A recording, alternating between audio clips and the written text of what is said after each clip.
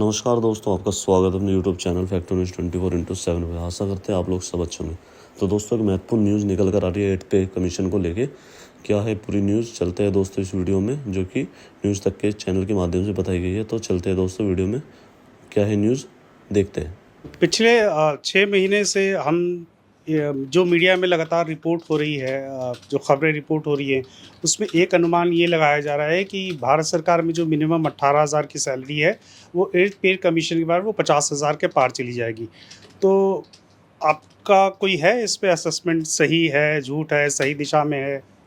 लोगों का अनुमान है। बहुत सारे लोग कहते हैं कि ये 54,000 जाना चाहिए, लेकिन ये सारी बातें तभी कुछ तय हो पाएंगी जब जो है वो एक तरीके से टर्म्स एंड रेफरेंस नोटिफाई हो जाए।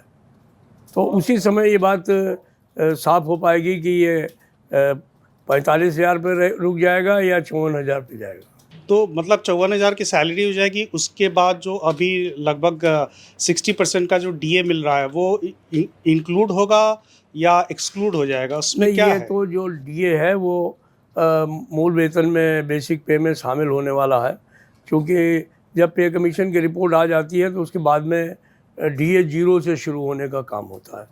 तो महंगाई भत्ता जो है वो इसके अंदर मिला दिया जाएगा, और महंगाई भत्ता मिलने के बाद में ही बेसिक पे ड्रा होने का काम होता है। इसीलिए मैं कहता हूँ कि इस काम में बहुत समय लगने वाला काम नहीं है। अगर सरकार चाहे तो इस काम को 1 महीने में भी कर सकती है। तो क्या आपको लग रहा है कि सरकार ने सारी तैयारी कर रखी है, बस फॉर्मली एक वेतन आयोग बन जाएगा और उसके थ्रू जो है कुछ वक्त में ये सारी रिपोर्ट आ जाएगी और 1 जनवरी से 2026 से ये लागू हो जाएगा? ऐसी कुछ संभावना बन रही है या मान लिया गया कि 1 जनवरी से ये नहीं होने वाला है? नहीं, निश्चित तौर पर लागू 1 जनवरी 2026 से होगा, उसमें कोई गड़बड़ी नहीं हो सकती। लेकिन अब तो 5 महीने का समय बच रहा है।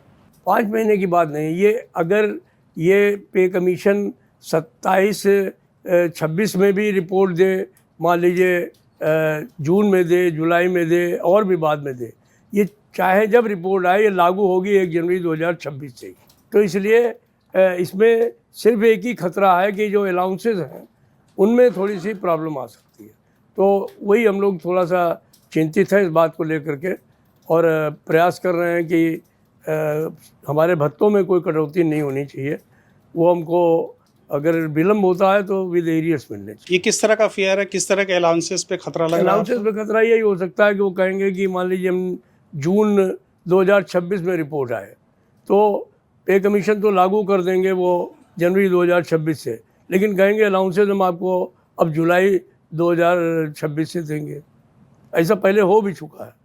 तो वो एक बहुत बड़ा सरकारी कर्मचारियों के लिए जो है वो एक तरीके से घटतौली जैसी चीज़ हो जाती है कि हमको हमारे जो एरियर्स हैं वो नहीं मिलते हैं।